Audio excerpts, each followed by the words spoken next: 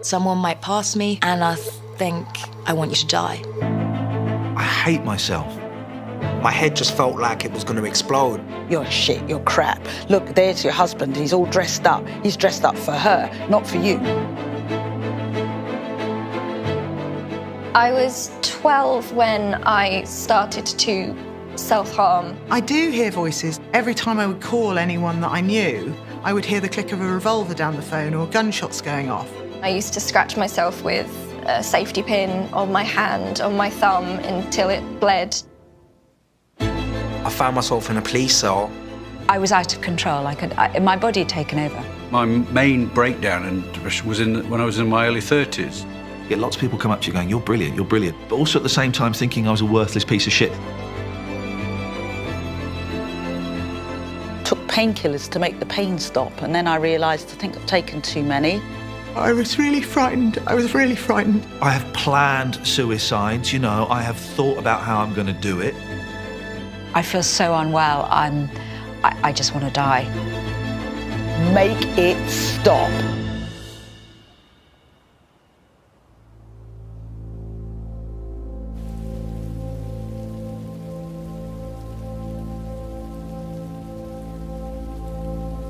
I used to just stare into space and just be gone for a while. And my friends used to just be like, oh, Lily's a daydreamer and she's always away with the fairies. Well, I totally wasn't away with the fairies. I was in hell. Say I am walking along the street and a child comes in my direction. I might have this thought, which is oh my God, don't look at that child's bum. Because if you look at that child's bum, it's gonna get caught on camera, you're gonna get accused of being a pedophile, and it's gonna be awful. So then I'm like, don't look at that child's bum, don't look at that child's bum. But then maybe I feel like I have looked at the child's bum, or it might have looked on a camera like I've looked at the child's bum. So then I take the letter B for bum and I put it on a list. And I continue walking, and then I move past this family that are crossing my path. I end up going kind of close to them, so I'm worried I smell, that they've smelt me, so I take the letter S for smell. And then I don't know, so the dad smiles at me and is like, thanks, because I moved to the side. I smile back and I'm like, shit, was my smile really flirty? Does it look like I'm gonna try and wreck the family? And then I continue to walk off, but because I'm so stressed, I trip over my feet, which just makes me look like a freak. So then I take the letter W for walk, and then in my head, I'm going BSSW, BSSW, BSSW. Does my stomach rumble? S for stomach, put it on the list. Do I accidentally catch a glimpse of myself in the mirror? V for vein, put it on the list. So then if you imagine how many letters you can have in a day, I mean, I could have hundreds.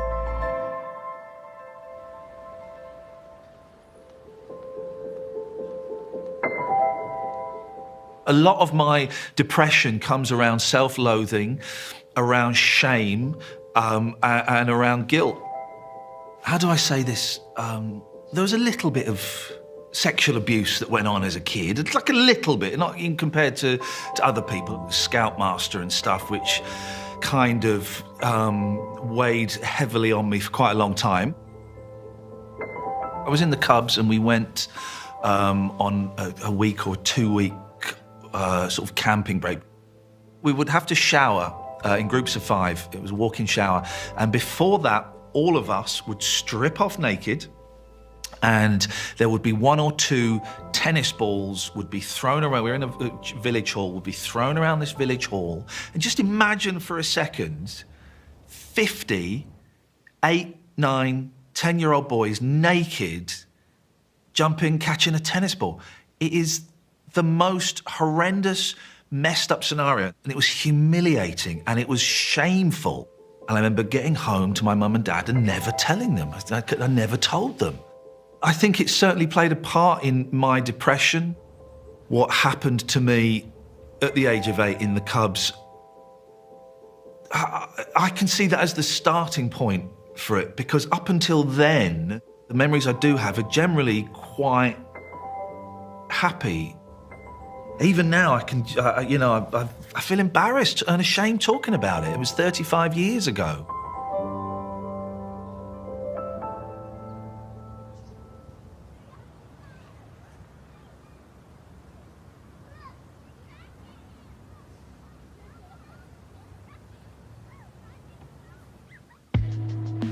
I was just a really angsty, distressed kid who didn't fit in.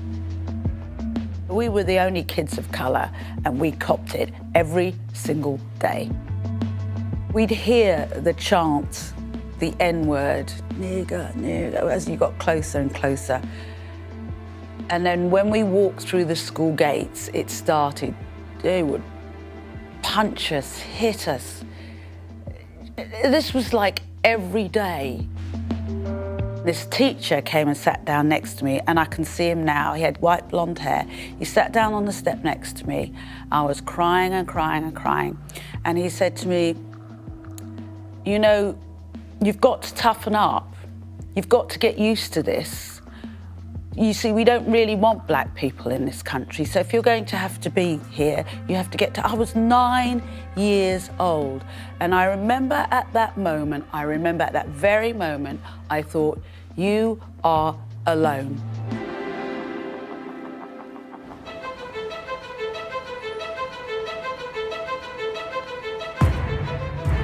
For years, I was smoking cannabis. We didn't know the effects of it. It was just like, we felt like growing up, it was one of them harmless drugs that you could probably smoke as much of it as you want and you'd be fine. And I think it was making me quite creative as well. We had this idea about, why don't we write our own film? Cut a long story short, we got it funded and it came out, and it was really successful. Then I won a BAFTA. And the winner is Adam Deacon. That was surreal. It's a win for the underdog, and it's a win for any young person out there that's trying to, you know, that's got a dream to better themselves, and so this means a lot. I felt like, yeah, things were just going so well at one point. I was in Hollywood, we were going out for all these meetings, and I was getting told, you're gonna be in this Hollywood film, you're gonna be in a Disney film. I spent 2 weeks there, I came back, and then called up my agent, he didn't even know who I was. So it was like, it was such a head fuck. And that's when it all started to just go a bit wrong.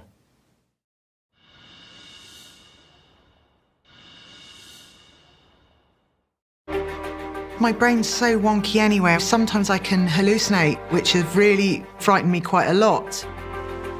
I've always known that there was something different about me. I never felt I fit in. It's repetitive thoughts that come out of nowhere and everywhere. I felt very alone because I didn't know what was wrong with me.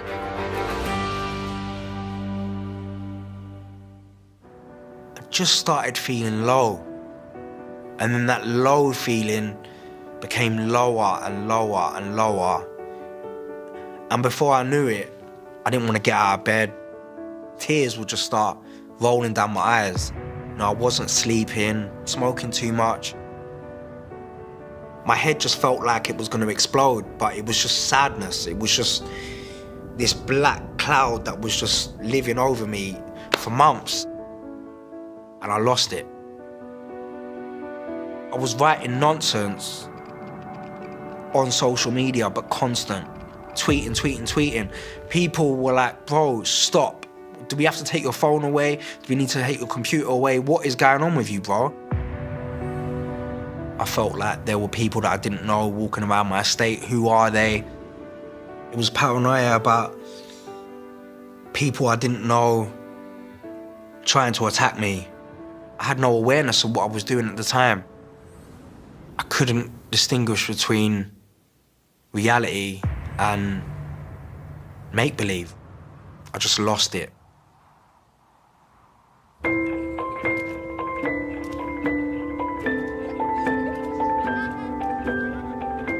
My great uncle had schizophrenia, which I only found out in later years. They never really told me that he had schizophrenia, but when I was visiting him as a child, he would just sit in a chair. There wasn't any medication for people then, or any support for mental health, and so he used to just sit in a chair and talk to himself all day. I had difficulties at primary school in some ways. I felt like a bit of a weirdo. If there was a thunderstorm, I would put, it's a bit weird, but I'd put boots under the table legs and the chair legs, because I thought if we were sitting at the table, then we'd get electrocuted. And sort of all this sort of crazy stuff, even as a child. I've had what's known as psychosis quite a lot, which is when you see and hear things that aren't there. My lowest point was when my hallucinations had convinced me that my family were all dead and that I should take my own life. That was pretty low. From about the age of 21 to about 29, I would sleep at the foot of my mum and dad's bed to protect them, you know, even though it was me that was unwell. It was a sort of fear of losing them, I guess.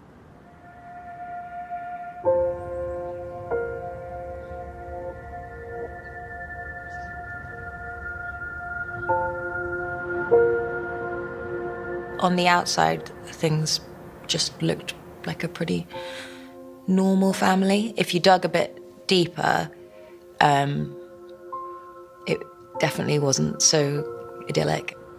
My parents fought quite a lot, and I was kind of dealing with that by developing what I later found out was OCD. I've got a little sister. She's 5 years younger than me. She's been my best friend for a long time. I think my sister would have been about 2 or 3, and I must have been about 8. I used to be in my room, lying in bed, and then I would have this thought, which was, oh, what if she dies in her sleep? And what if her heart stops beating? I would continuously go up and downstairs and check on her and feel that her heart was beating. I would be counting her heart in sets of 3 to check that it was beating, and putting my hand in front of her face to check that I could feel her breath on my palm. And then I would also be kind of hovering above her bedside, like chanting, best sister ever, best sister ever, best sister ever. Because I really felt like if I repeated those words, then she wouldn't die in her sleep and she'd be protected from anything bad in the night. Sometimes I could just do it once, and then other times I might do it all night till like 3 in the morning. I really felt like I just had a broken brain.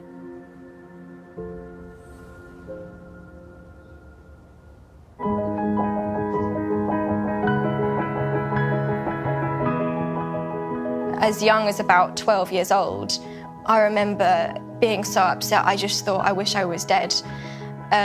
Which, as you get older, you start to think, you know, that's not really normal or healthy for a 12-year-old. Sometimes your mind can play tricks on you. I was terrified that there was going to be some sort of school shooting or a terrible accident. And I used to hide in the toilets at school, terrified for my life and for the lives of my friends. When your emotions are so intense for such a long period of time that your brain doesn't really know what to do with it, and it's like you're in a constant panic attack. That's how I can describe it. I used to scratch my thumb or my hand with a safety pin I had by my bed. I didn't know what self-harm was, and I wouldn't even have specified what I was doing as self-harm. I was just feeling so much, and I was so upset that the only way I felt I could get any sort of relief from it was by scratching my hand until it bled with this safety pin.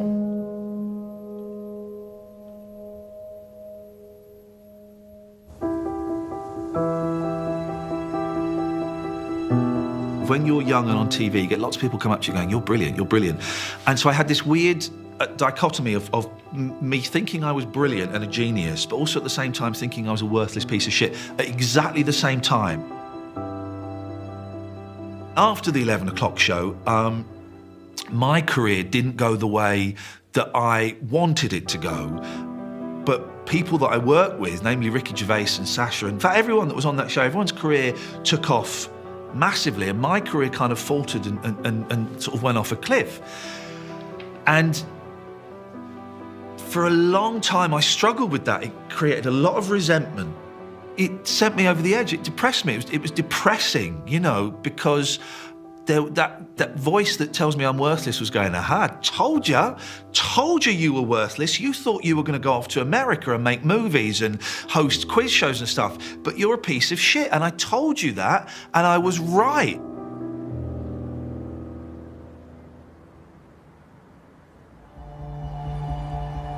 I'm the Labour Member of Parliament for North Durham, and I've lived with depression for over 30 years.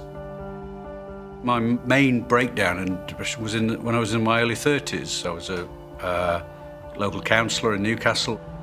I worked for a trade union, had quite a good job, seemed to have good friends, good support networks. But things just got to a point where you think, what's the point in things? I was off work for nearly 6 months. When I was depressed, I wouldn't want to go out and talk to people because you think people are talking about you or think people know you're depressed. Acceptance that someone has had a mental illness would possibly be seen as a sign of weakness.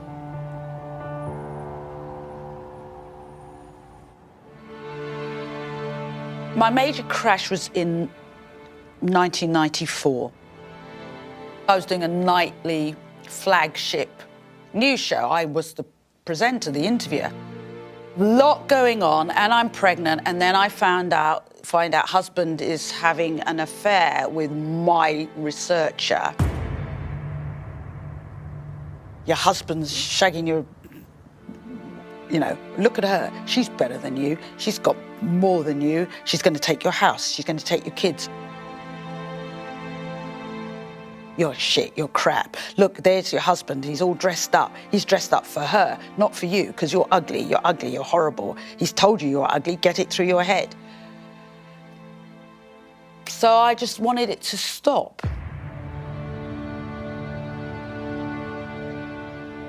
Never used to drink because I breastfed, but that night I had a couple of drinks and took painkillers to make the pain stop. And then I realised, I think I've taken too many.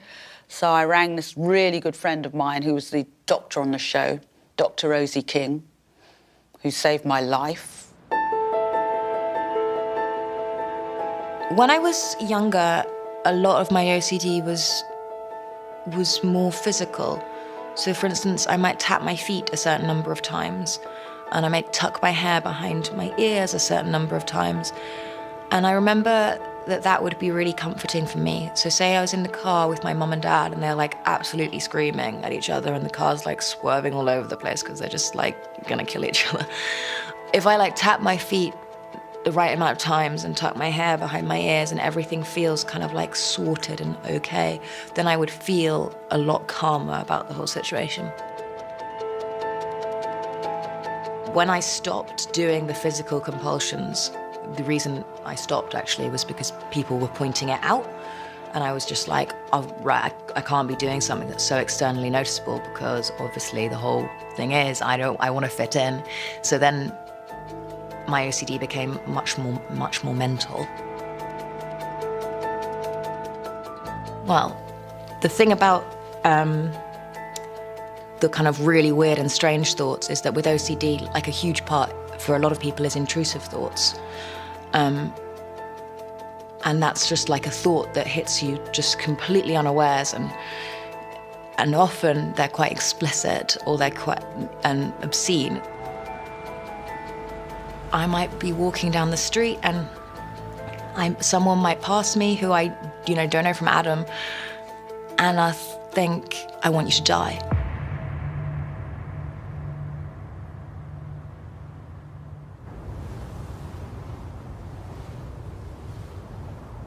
It was like a bomb had exploded in our lives. There's no question that the depression started postnatally. 2 small children. I actually love being at home with my little children, but a bit of me also wanted to be back at work. I work at the Times newspaper as a reporter. There was a constant requirement to come up with stories. Was your story on the front page? 12, 14-hour days. Where's the story? My head was always there. I just couldn't get to sleep. And I just started worrying. Just started to panic because I knew that if I didn't sleep, I wouldn't be able to function. And my thoughts were just running away with me. So if I didn't sleep, then I wouldn't be able to function. I wouldn't be able to get up. I wouldn't be able to look after the children. I wouldn't be able to get back to work. I'd lose the job. We'd lose the house. We'd lose the mortgage.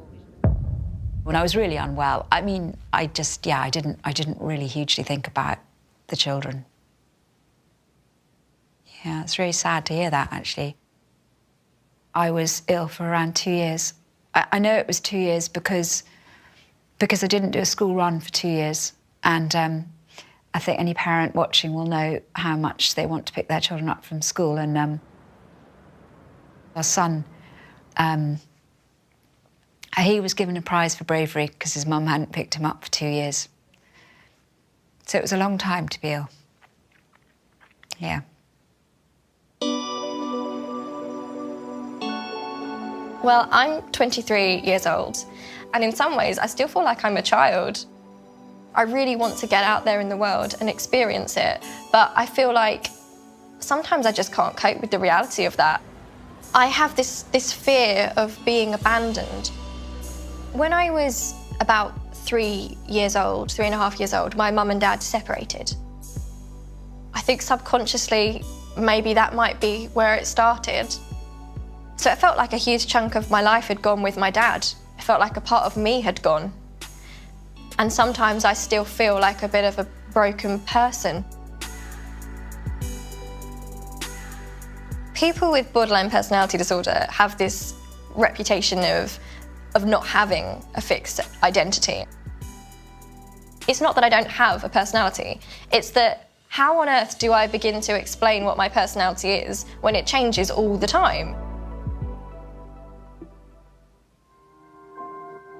I think it started really early on, and I think I was quite depressed, certainly in my later teenage years. So yeah, depression was an early indicator of it, and then it developed into something else. I experienced schizoaffective disorder. It's a different experience of the world. It's like being in a parallel universe, I guess. So where everyone's experiencing one thing and you're experiencing something totally different. If I was trying to read a book, the pages of the book would change. So I would read Shakespeare, and rather than it's Shakespeare, which I'm really familiar with, it would be a totally different language. It would be a language I wasn't familiar with, English, but just a different meaning to everything. So a total different reality, I guess. I've heard voices coming over the radio, which is really frightening. It was John Humphreys, actually, who was talking all night on the radio. I was just hearing really horrible, insulting and personal things about me on the radio that weren't actually being broadcast but had come out of my head, I guess. It was being really horrible and offensive to me in my hallucination. So I challenged it. I had a radio challenge where I stayed up all night, listened to the radio. After the shipping forecast in the morning, it stopped. But then by that time, I'd had so little sleep that I was completely losing the plot and ended up going into hospital.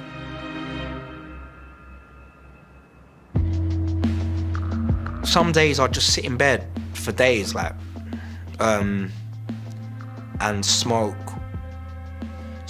weed until I made myself tired enough to go back to sleep because I just didn't want to face the world. Got me really frustrated, got me really paranoid, and it made me do things that I'd never normally do. I can't remember everything about it, but I had this sword in my flat. I just remember flashes of me talking to someone I've never seen before in the estate, and flashes of putting out a sword, which I regret.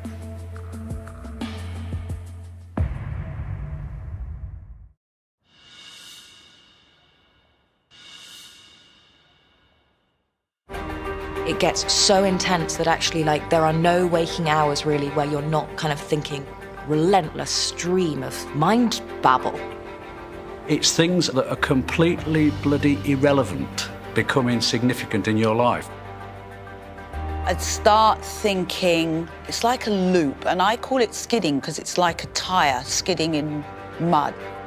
I'm scared of what my own brain makes me think sometimes. I can get so low that I think the most terrible things.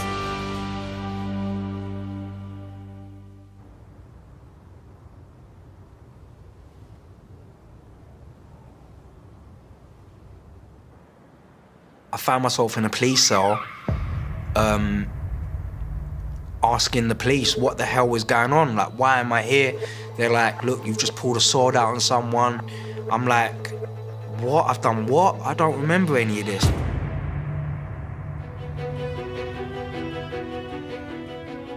Next thing I knew, I thought I was going home. They put me in a police car. And then we ended up at Mile End Hospital. It was a psychiatric ward. There was people suffering from all sorts of mental illness, schizophrenia, paranoia, seeing things, and so people were talking all sorts of crazy stuff. I remember feeling like, shit, this feels like prison, and when the hell am I getting out of here? I shouldn't be here, I wanted to get out, I was scared. I remember saying, look man, if I can get you some money to get me out of this hospital, I'll get you some money and I'll pay you to let me out. And they were just like, bro, you're staying here until you're better. And then they said I had a weed psychotic episode, and I spent about 3 weeks in hospital.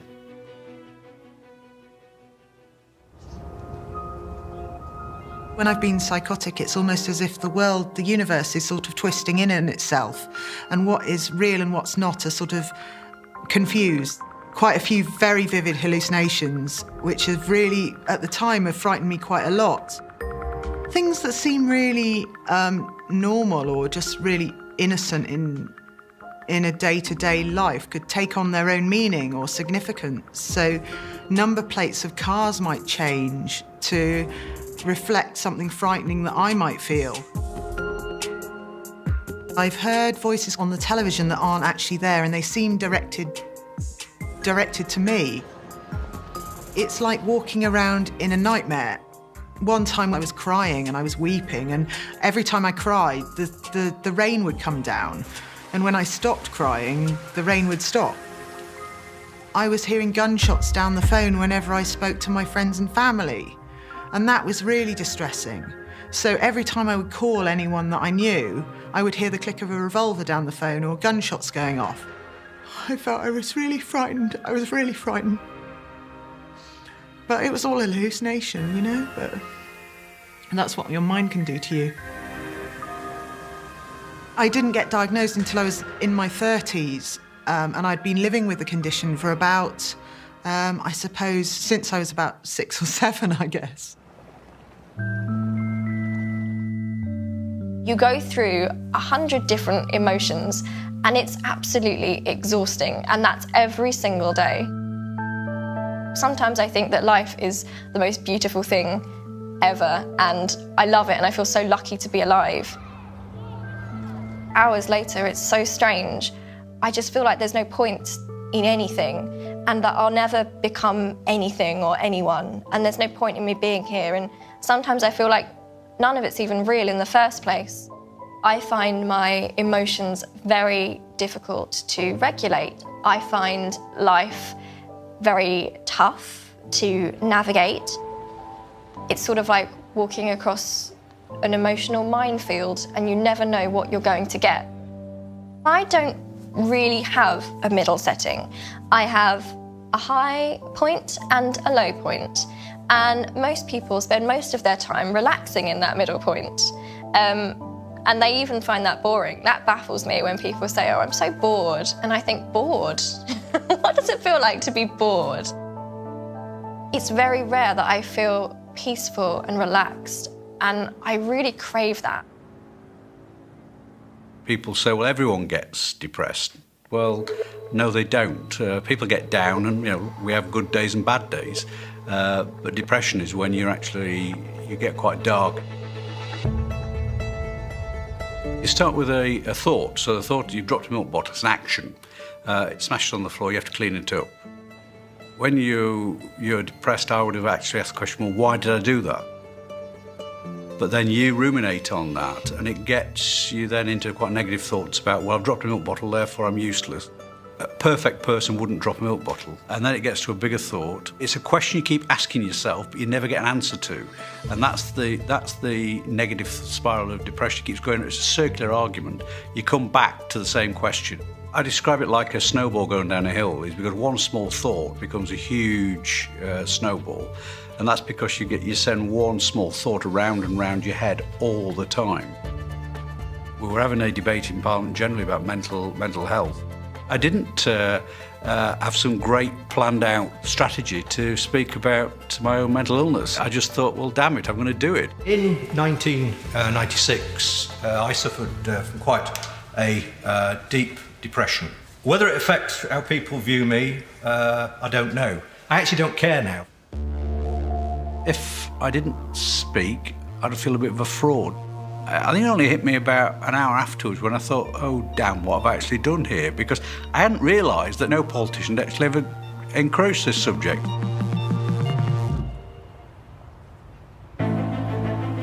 I was out of control. My body had taken over. I'd never felt so ill before. The whole of me was hurting. I remember thinking, gosh, maybe I'm having a heart attack. Something really weird's happening here. I can't control this heart. Total terror, stomach lurching, heart beating, mind racing, sick with worry. A lot of physical pain. You know, everything was hurting. The whole of me was hurting. I was screaming. I was really, really screaming.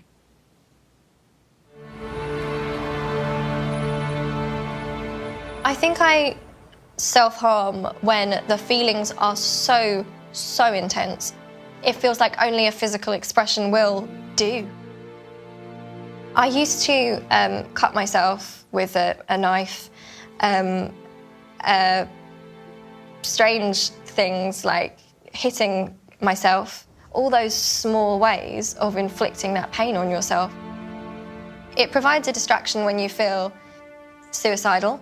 I suppose it's a release of all that emotion and all that upset and all that fear. I started to self-harm frequently as a way to cope, when really it was just making me worse and worse and becoming almost an addiction.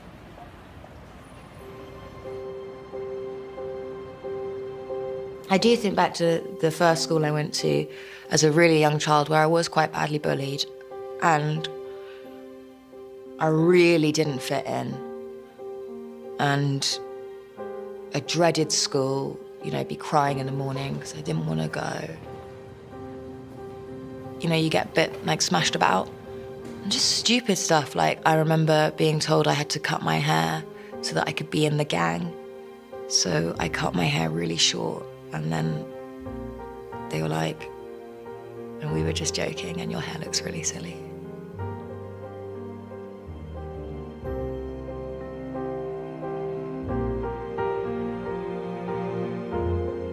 In some ways, perhaps my OCD, it was kind of like a protective thing. I was like, I'm gonna make myself be liked. I'm gonna train myself to be great, to be the best, to be fantastic and liked and loved and all this stuff.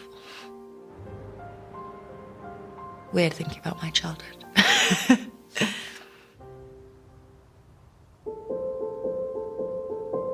My depression has left me bedbound, you know, just can't get out of bed.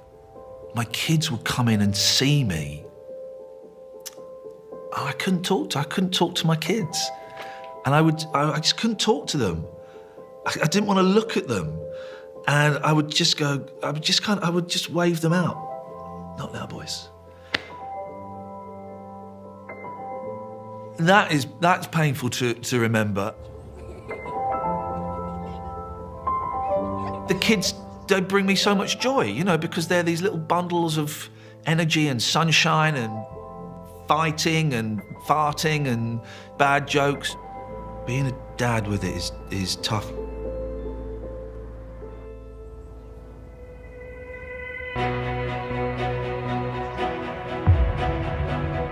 I call it the depressions because there's more than one.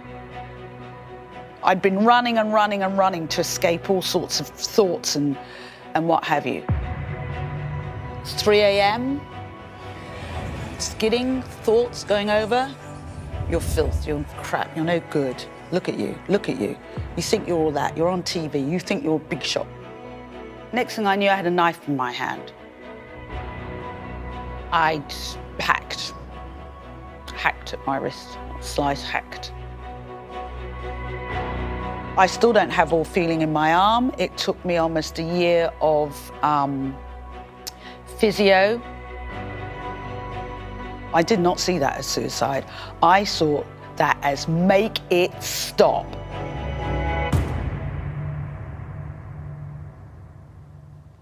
I thought, well, you know what? I've done what I can. I've given birth to these two boys. You know, they've got each other, and they've got my husband. I'm out of here. I feel so unwell. I just want to die. It sounds really, horribly sort of unmaternal to say it, but I wasn't in any fit state to look after them. So I was very much up in my bedroom and they were down in the sitting room, in the kitchen, and we led separate lives. I had a very easy way to kill myself because I had the drugs. I've had it. I want out.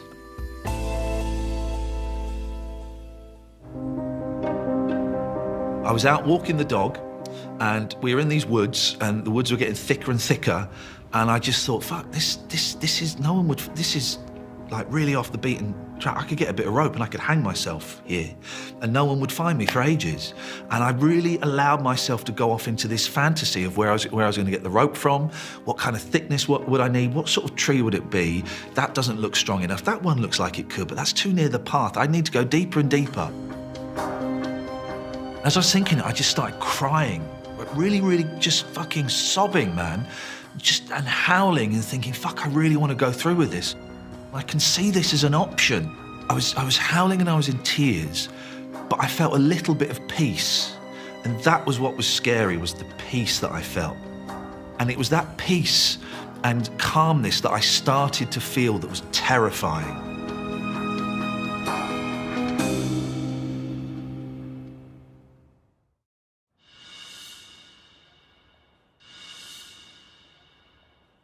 I just really hated life and I just wanted it to stop.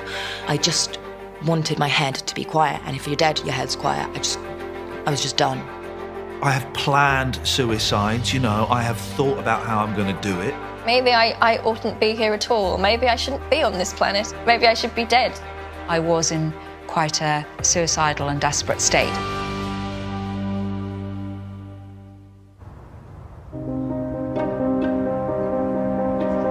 When I feel suicidal, it is like looking into just a dark void. It's the darkest thing ever, but there's always a little bit of light around the edge. And this time there was no light around the edge. I was staring into blackness, the purest blackness I have ever seen. And it felt attractive, and it felt beautiful, and it felt seductive, and it was terrifying. That was in the woods. That was a couple of years ago.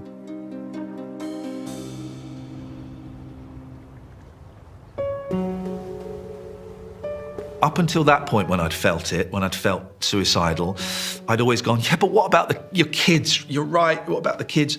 And that was terrifying, that barrier had gone. That barrier didn't exist. That wasn't enough. The kids weren't enough at that moment. And that's when I knew I was fucked.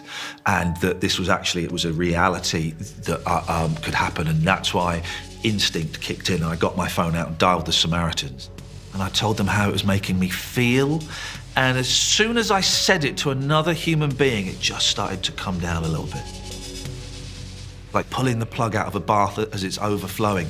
Just as soon as I told them I'm in the woods and I'm fantasizing about killing myself, that moment had gone and I knew that I was safe.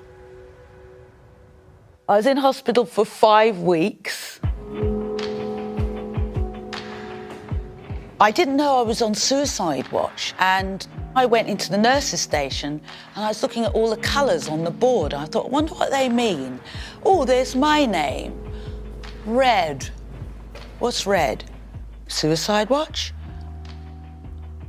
And the really wonderful thing about suicide watch is when you're sleeping, every 15 minutes, a nurse comes round and shines a torch into your eyes and asks if you're awake. And you wake up and you say no, and then they know that you're not dead.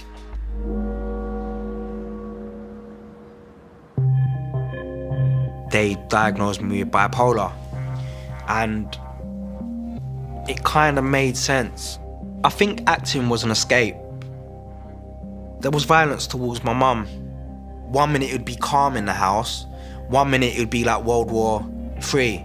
All hell would break loose, and so your emotions are like kind of going up and down. I remember feeling safe 1 minute and then not feeling safe another minute.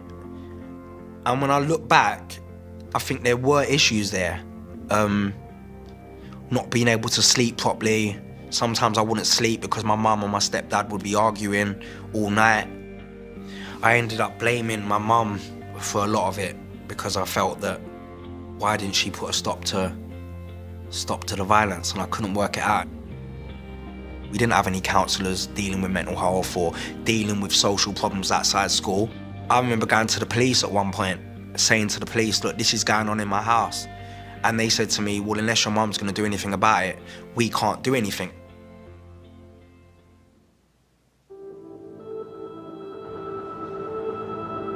I was only kind of half functioning or concentrating. I just remember going to our local psychiatric hospital, and that was the very first time someone mentioned the word depression.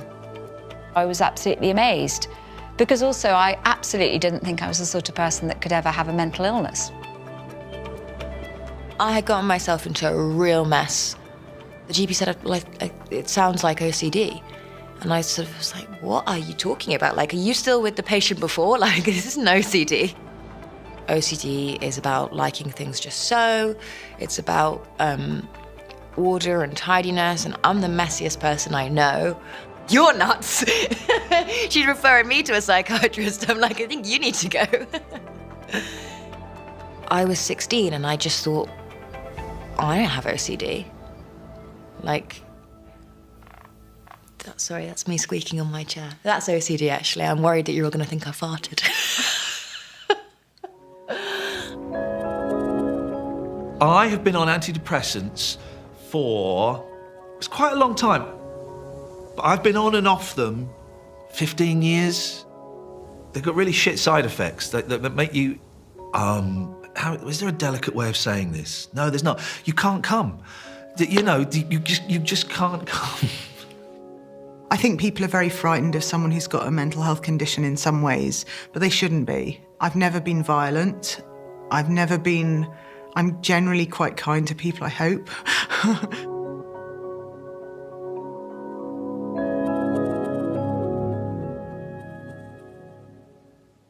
My dating life is pretty much non-existent, to be honest, and I wish it wasn't. When you have BPD, things are so all or nothing.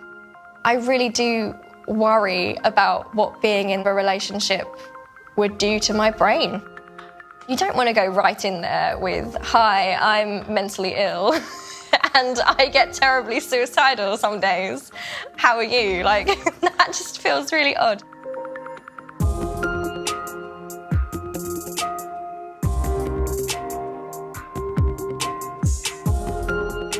I'm so much better now than I was before. Being able to tweet something from the work account without checking it loads of times so that I'm not gonna tweet like saggy granny tits are coming to Surrey or just something career ending. And then like just sending that tweet out and just being like, yeah, I'm just doing my career, doing my thing.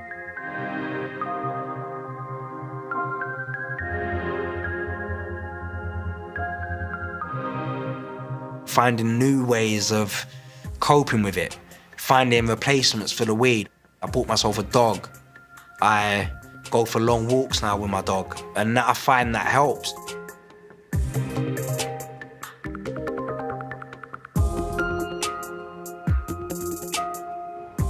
Look, I'm bonkers. Put it out there, I'm bonkers. I felt that I didn't want to be on this planet twice. I was just thinking the weird thing is that when I got told I had breast cancer, and then when I got told it had spread somewhat, I was like, shit, I want to live.